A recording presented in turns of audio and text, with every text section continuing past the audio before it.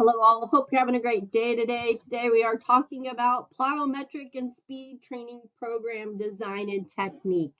This is actually part one. We're talking about plyometrics in this particular session, and this is chapter 17. So our objectives are that you should be able to explain the mechanics and physiology of plyometric and speed enhancing exercises, as well as be able to identify the phases of the stretch shortening cycle, or SSC. You should also be able to understand the different roles of plyometric and speed training and recommend proper equipment for using during plyometric exercise performance, and design and safe plyometric and speed training programs, as well as to provide instruction in correct plyometric and speed training technique and recognize common errors. Lofty goals. Here we go. So plyometrics is a type of exercise originally developed by the Soviet Union as a part of training for Olympic athletes. A U.S. distance runner saw the Soviet athletes doing various types of jumping exercises in their training. He tried the training method and eventually coined the term plyometrics. Since then, the original technique and meaning has evolved and spread to athletes around the world. Today, plyometrics usually describe high-intensity explosive exercises used to develop power, a combination of strength and speed. These explosive exercises involve both eccentric and concentric muscle movements. The original use of plyometrics was for improving athletic performance, and that's why still many trainers and athletes use it today. Plyometric exercises have other benefits too: improved strength, calorie burn, improved body composition, weight loss, and maintenance, and increased cardiovascular fitness. Developing speed is just one of the reasons athletes benefit from plyometric exercises. However, if you or a client is a runner, a soccer player, a football player, or any other type of athlete who wants to be faster and more powerful, plyometrics can help.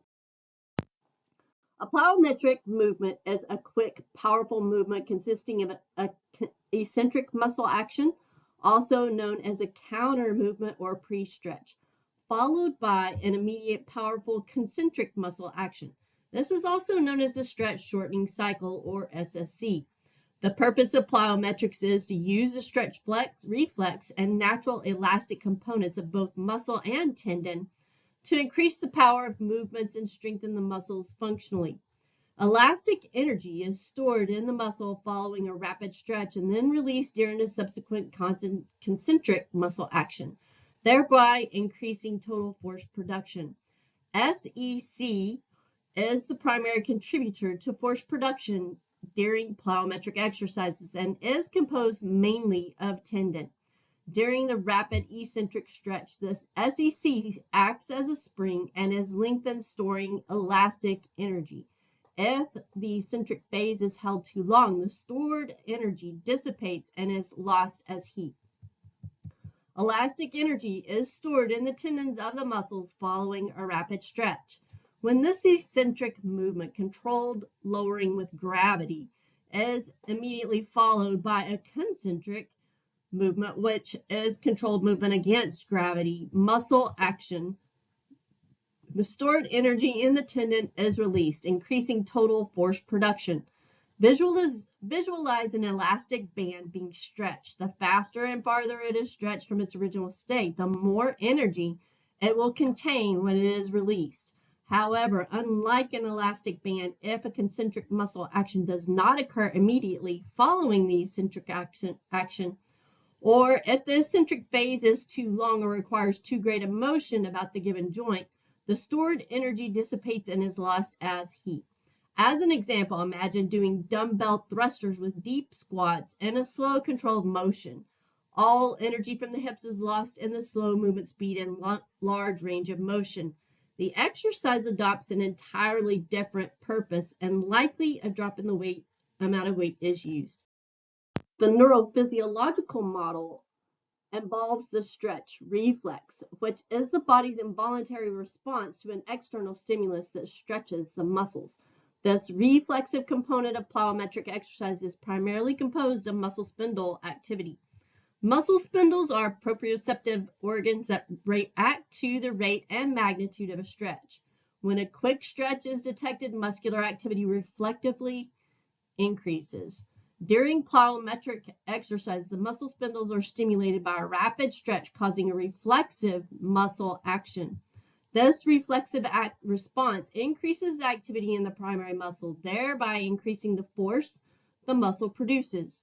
As in the mechanical model, if a concentric muscle action does not immediately follow a stretch, if there's too long of a time between stretch and concentric action or movement over too large an area, the reflexive ability of the stretch reflex is negated.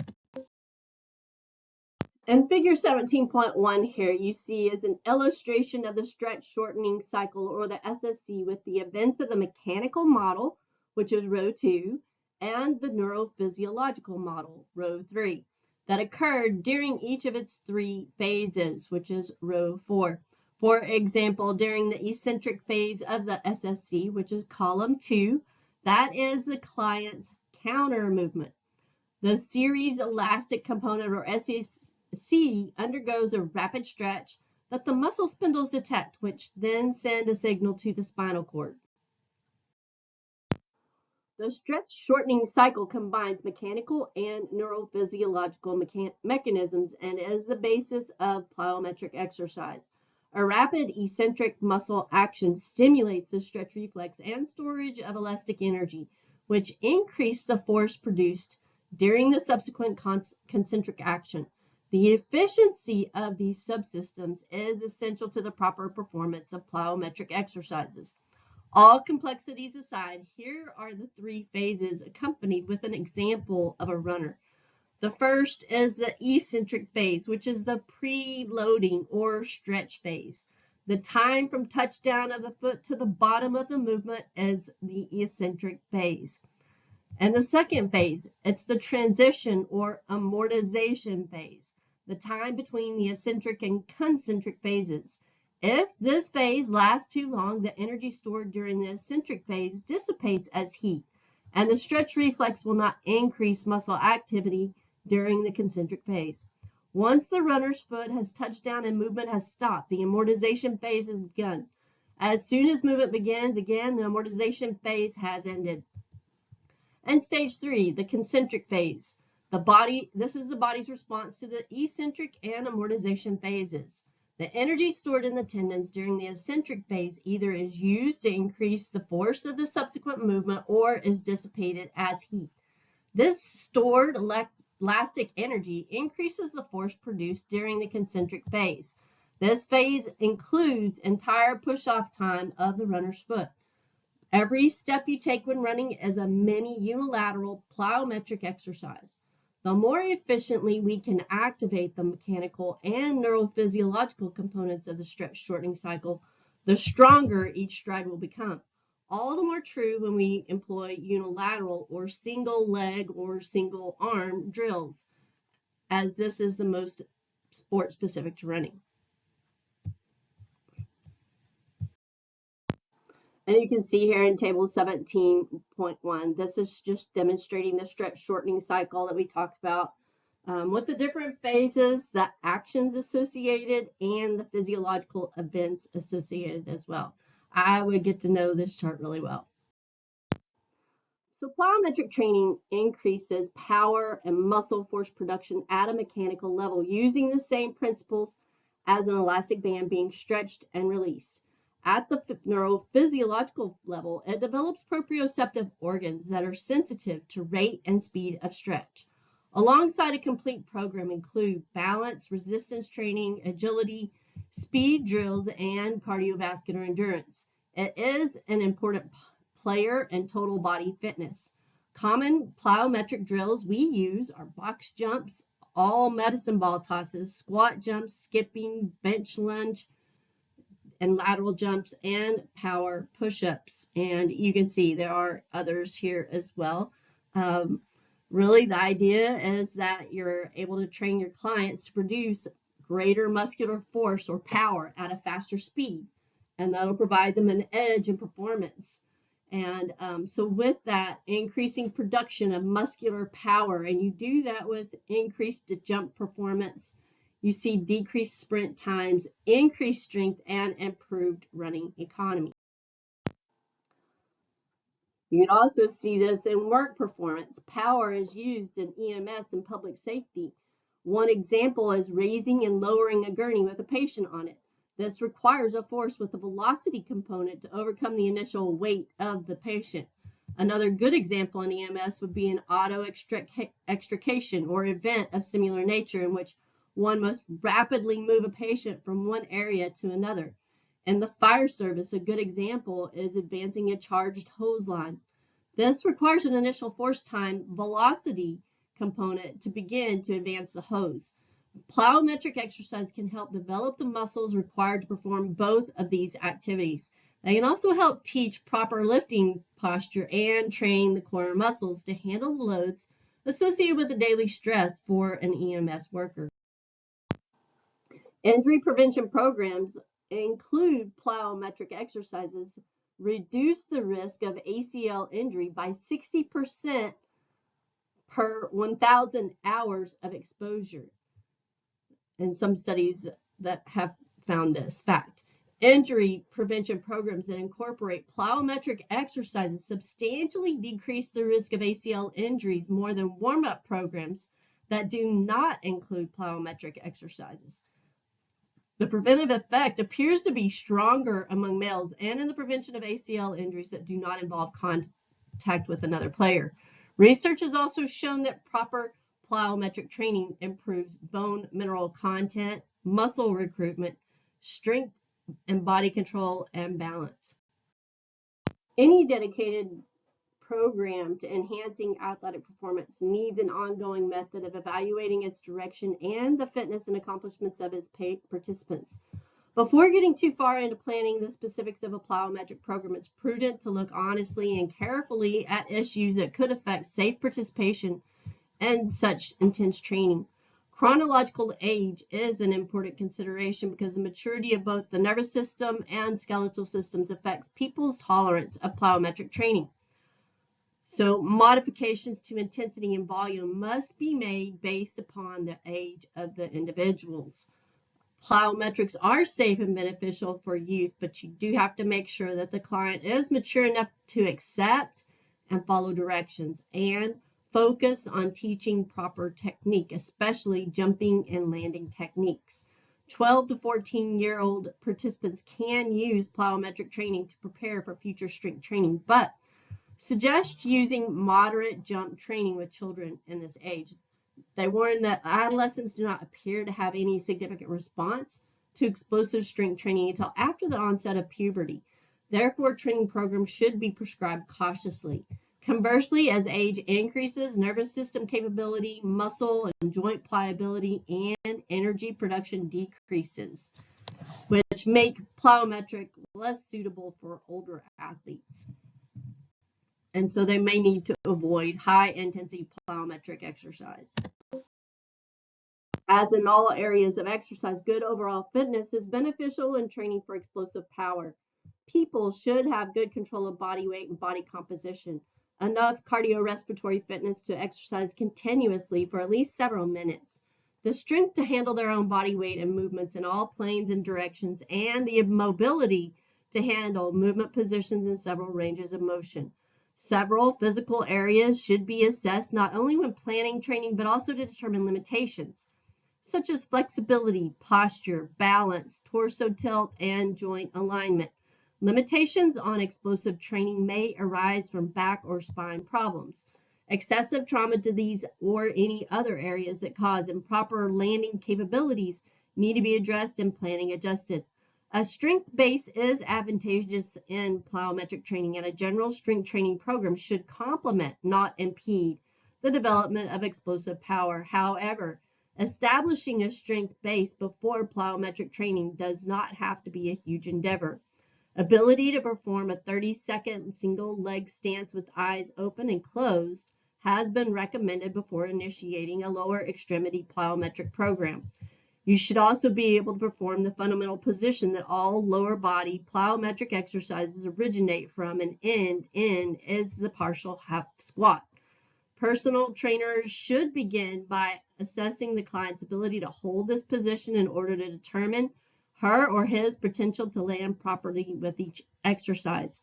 Before increasing the level of exercises, the client should be able to hold a single leg squat position or standing quarter squat or half squat. And here you can see is a chart table demonstrating the balance and strength prerequisite tests. So for beginner level, intermediate, or advanced, the position as well as the drill variation. Because research has yet to define a prerequisite level of strength, the following are the only published recommendations available for personal trainers to use when determining a client's readiness to participate in a plyometric training program. Number one, they should be able to do a 1 rep max of 1.5 times their body weight. Second, a 1 rep max bench for people over 220 pounds, and 1.5 times your body weight if you are under 220 pounds, and or be able to do 5 push-up claps in a row. Before initiating a plyometric exercise program, there should be a systematic functional testing algorithm developed to screen the subject or patient for the ability to participate with lower extremity plyometrics. The athlete must have an adequate strength base to safely perform these higher level exercises. These criteria include full range of motion, as well as adequate base level of strength, endurance, and neuromuscular control to properly perform plyometric exercise without symptoms or risk of injury. It is not necessary for clients to possess this level of strength to engage in low to moderate levels of plyometric activity. Because plyometric exercise relies on quick movements, the ability to move rapidly is essential before a client begins a plyometric program. For plyometrics, the client should be able to perform 5 repetitions of a squat with 60% of their body weight in 5 seconds or less. For upper body plyometrics, to perform 5 repetitions of the bench press with 60% of their body weight in 5 seconds or less. Should a client lack the speed of movement described here, he or she may begin a plyometric program that starts with a low intensity drill that does not rely as heavily on speed, such as 2-foot ankle hop or standing long hops, double leg vertical jump, etc. Plyometrics and any impact exercise can raise the risk if you do not follow certain safety precautions. The tremendous force generated during these moves requires that the athletes use them sparingly and with proper training. The most important aspect of a safe and effective plyometric program is developing a safe landing technique. This means the athlete lands softly on the toes and rolls to the heels. By using the whole foot and a larger surface area for landing, it helps dissipate the impact forces on the joints. The other key to proper landing is to avoid any twisting or sideways motion at the knee. The shoulders should be over the knees should be over or slightly posterior to the toes, and ankles, knees, and hips are flexed. Feet approximately shoulder width apart. The start position. And this is just demonstrating the proper landing position. You can see in A, the shoulders are in line with the knees, which helps place the center of gravity over the body's base of support. And in B, the knees are in line with the feet. Pre-existing medical conditions need to be considered before beginning a plyometric program, particularly with adult and pediatric populations. For the collegiate and professional athletes, certain conditions such as diabetes or current viral illness can have significant detrimental effect on performance and recovery. With this in mind, it is important to keep an athlete's relevant past medical history on file and current health status because it may be necessary in some cases to obtain formal medical clearance before starting the program. Any pre-existing injury would have an important influence on the appropriateness of a plyometric program. For example, deep squats and resisted knee extension may be contraindicated in patients with significant patellofemoral symptoms.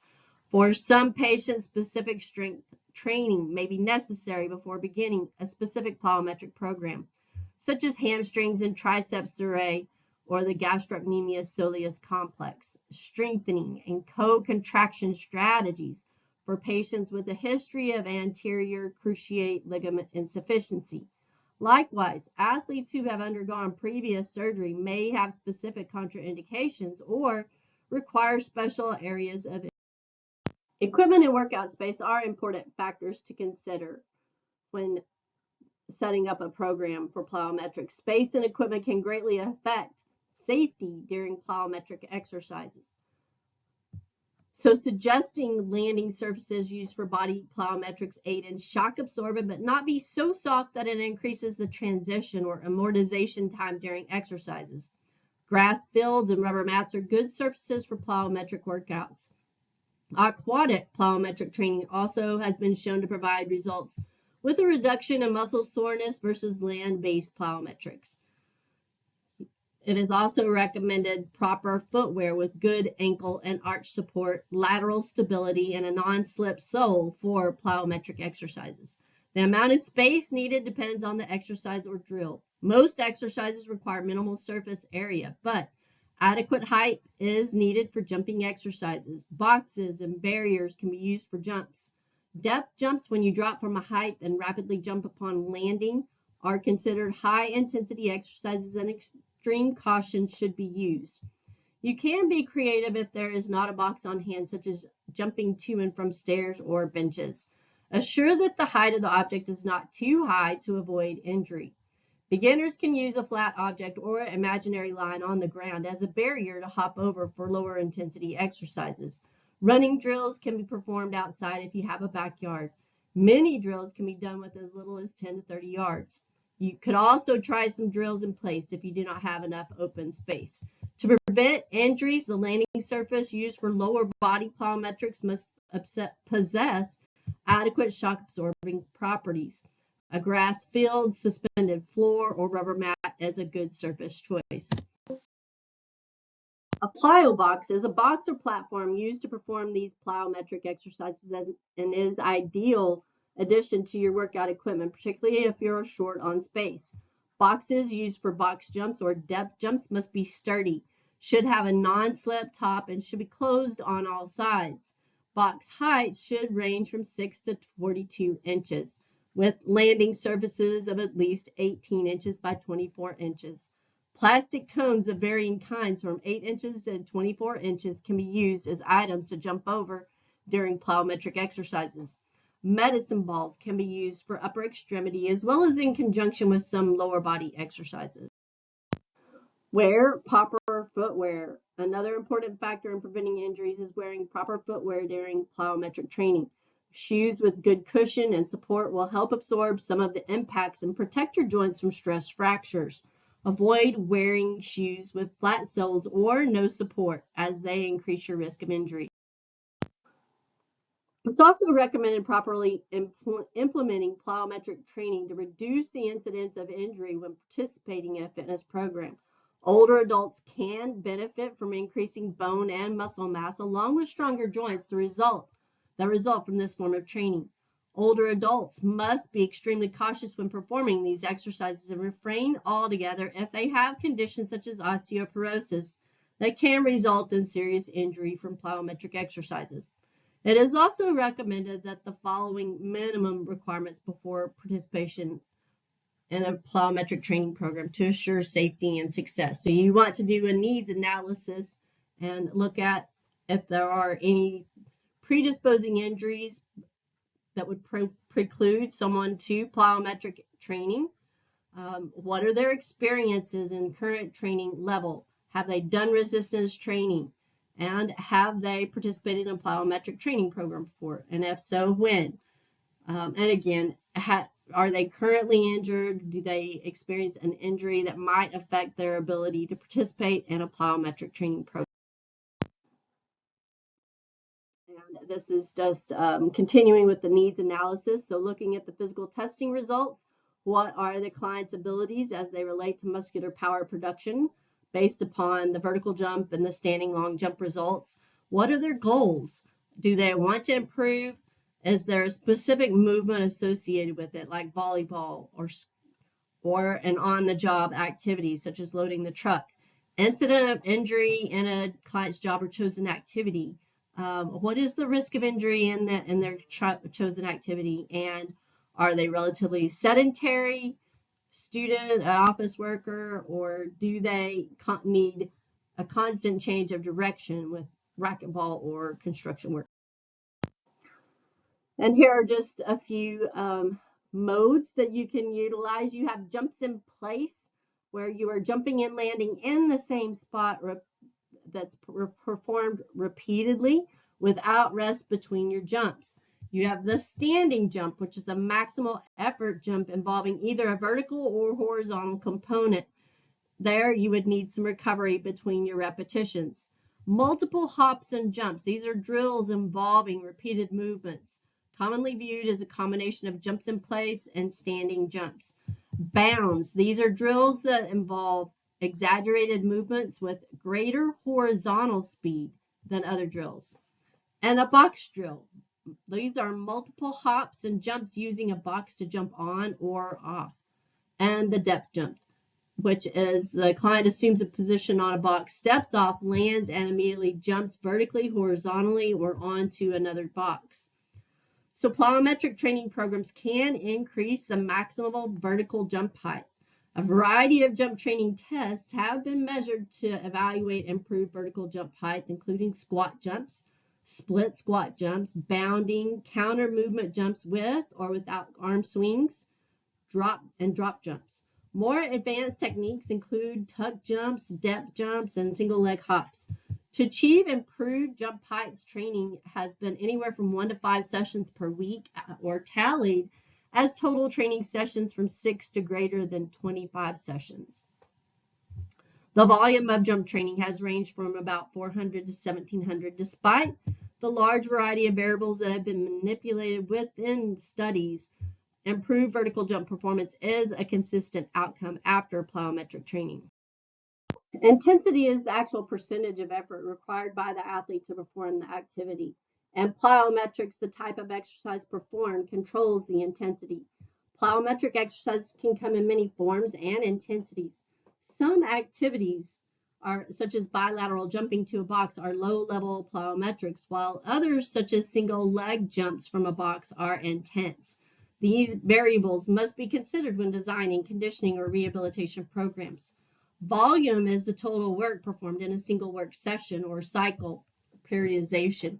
In the case of plyometric training, volume is often measured by calculating the load and counting the number of repetitions, sets, etc. of the specific activity, such as the number of throws, jumps, etc. 50-foot contacts during a training session would be considered low volume, while 200 plus would be considered high volume. Volume should be increased in a progressive manner to decrease risk of injury or overtraining. And here in table 17.4, you can see the plyometric exercises that are listed by intensity. Ideally, you want to start off with a low intensity. Consider your volume, and then medium intensity on up to high intensity. Notice that your high intensity is going to be more of your single leg vertical jumps or single leg hops, things along that line. Your low to moderate are going to be more of the bilateral activities.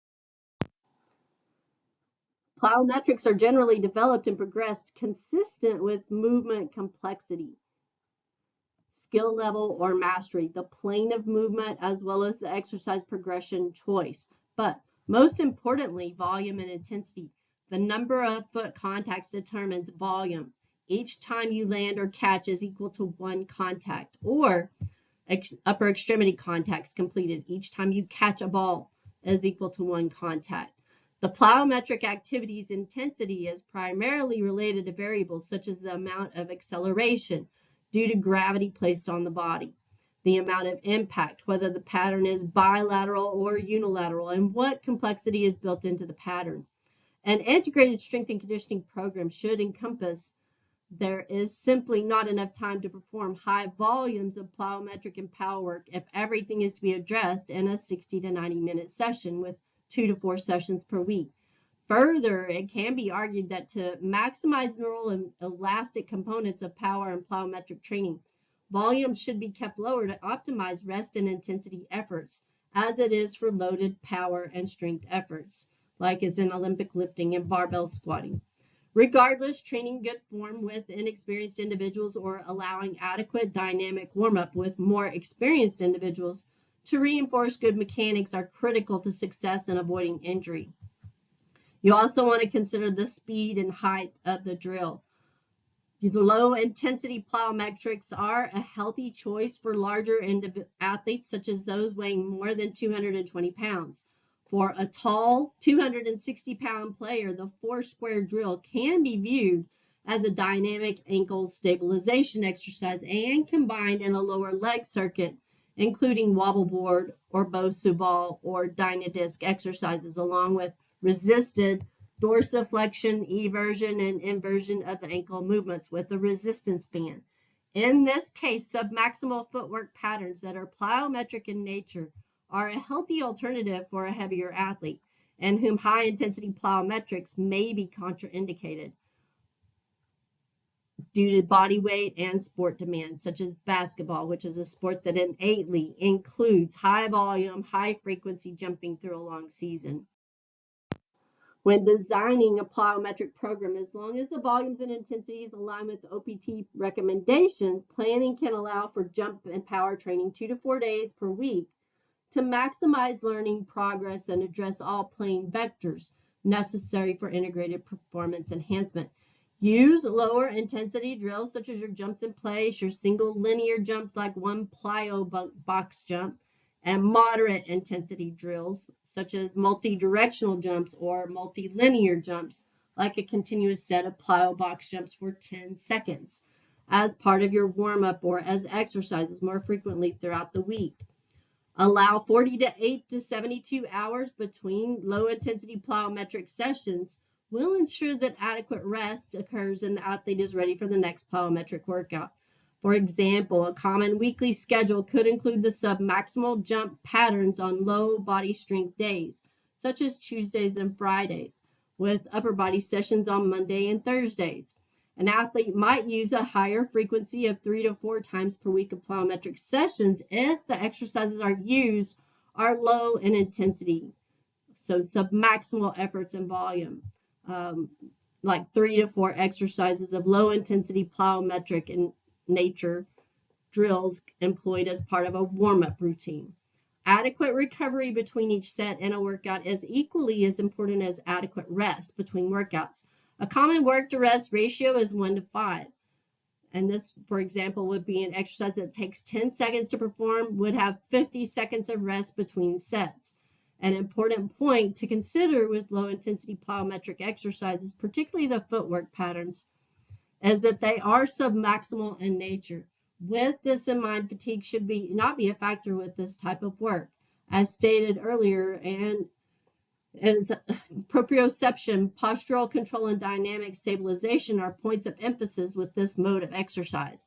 Again, fatigue should not be an issue if an athlete follows a course of progression, including development of an adequate strength base.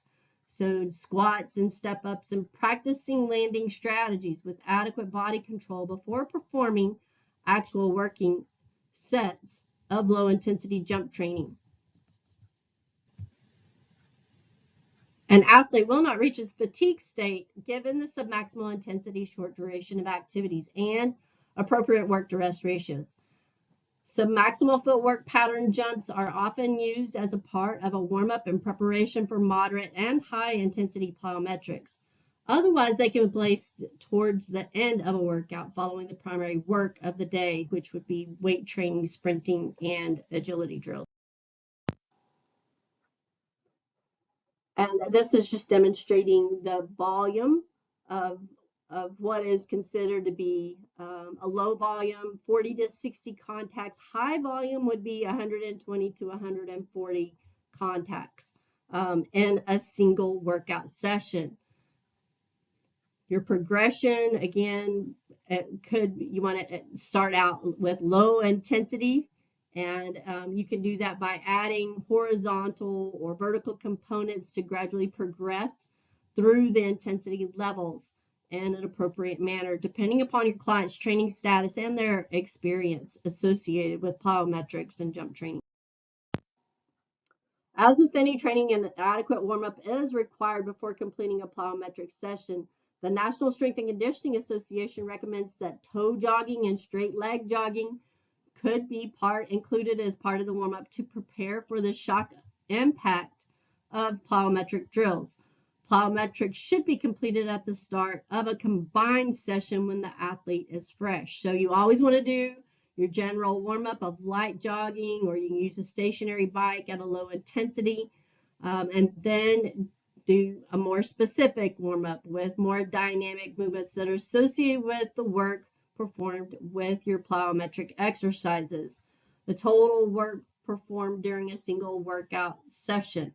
And again, your volume associated with that, your low volume 40 to 60 and your high volume of 120 to 140 contact.